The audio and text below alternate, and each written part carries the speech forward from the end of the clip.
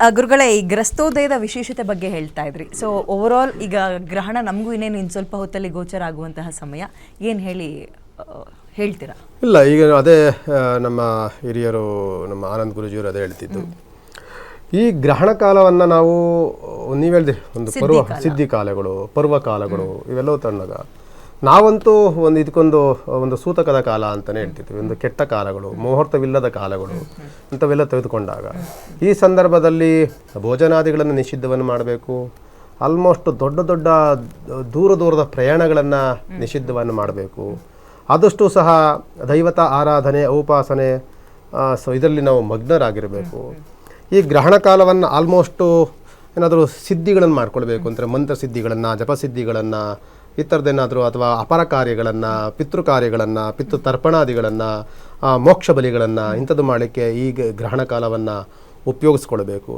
ಜೊತೆಯಲ್ಲಿ ಭಗವಂತನ ಔಪಾಸನೆಯಲ್ಲಿ ಮಗ್ನರಾಗಲಿಕ್ಕೆ ಅತ್ಯಂತ ಪಾವಿತ್ರತೆಯ ಈ ಕಾಲಗಳು. ಅಂದರೆ ಭಗವಂತನ ಔಪಾಸನೆಗಳೇ ಬೇರೆ, ಭಗವಂತನ ನಾಮಸ್ಮರಣೆಗಳೇ ಬೇರೆ, ಅನುಷ್ಠಾನಗಳು ಜೊತೆಯಲ್ಲಿ ಕೈಂಕರ್ಯಗಳು ಬೇರೆ. ಇದರಲ್ಲಿ ಭಗವಂತನ ಷೋಡಶೋಪಚಾರ ಕೈಂಕರ್ಯಗಳನ್ನು ಮಾಡಲಿಕ್ಕೆ ನಾವು ಹೇಳ್ತಿಲ್ಲ. ಇದರಲ್ಲಿ ಅನುಷ್ಠಾನಗಳನ್ನು, ಭಗವಂತನ ನಾಮಸ್ಮರಣೆ, ಭಗವಂತನ ಧ್ಯಾನವನ್ನು, ಭಗವಂತನ ಸ್ಮರಣೆ ಮಾಡ್ಕೊಳ್ಳೋದಕ್ಕೆ ಅದಕ್ಕೆ ಪವಿತ್ರವಾದಂಥ ಕಾಲ.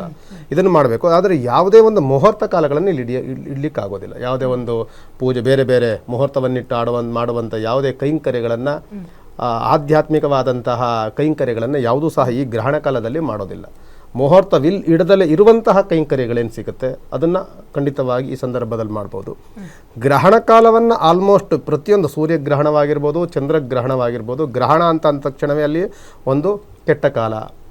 ಸೂರ್ಯಚಂದ್ರನ ಪ್ರತ್ಯಕ್ಷ ಕಾಣುವಂಥ ಸೂರ್ಯಚಂದ್ರರಿಗೆ ಗ್ರಹಣ ಹಿಡಿತು ಅಂತಂದರೆ ಕೇವಲ ನರಮಾನವರಿಗೆ ಅದು ಬಿಡುತ್ತಾ ಅನ್ನುವಂಥ ಗಾದೆಗಳು ಸಹ ನಾವು ಹೇಳ್ತಿರ್ತೀವಿ. ಅದರಿಂದ ಸ್ವಲ್ಪ ಭಯ, ಸ್ವಲ್ಪ ಭಕ್ತಿ, ಭಗವಂತ ಸ್ವಲ್ಪ ಉಪಾಸನೆ, ಧ್ಯಾನ, ಪೂಜೆ, ಪುನಸ್ಕಾರ ಇದರಲ್ಲಿ ಸ್ವಲ್ಪ ಮಗ್ನನಾಗುವಂಥದ್ದು ಈ ಕಾಲಘಟ್ಟದಲ್ಲಿ ಉತ್ತಮವಾಗಿರುವಂತಹ ಒಂದು ವಾತಾವರಣ. ಅದನ್ನು ಬಿಟ್ಟು ನಾನು ವಿತ್ತಂಡವಾದಗಳನ್ನು ಮಾಡ್ತೇನೆ, ನಾನು ತದ್ವಿರುದ್ಧವಾದಂತಹ ನಡವಳಿಕೆಯಲ್ಲಿ ನಾನು ನಡೀತೀನಿ ಅಂತ ಅಂಥವ್ರನ್ನ ನಾವು ತಿದ್ದೋದಕ್ಕೂ ಆಗೋದಿಲ್ಲ. ಅವ್ರನ್ನ ನಾವು ಬದಲಾವಣೆ ಮಾಡ್ಲಿಕ್ಕೆ ನಾವಂತೂ ಹೋಗಬಾರ್ದು. ಅದು ಮಾಡೋಕೆ ಹೋದ್ರಾಗೆ ನಮಗೂ ವ್ಯತ್ಯಾಸಗಳಿಲ್ಲ. ಅವ್ರು ಸ್ವಲ್ಪ ಬುದ್ಧಿಜೀವಿಗಳಿರ್ತಾರೆ, ಅವ್ರನ್ನ ಬಿಟ್ಬಿಡಬೇಕು.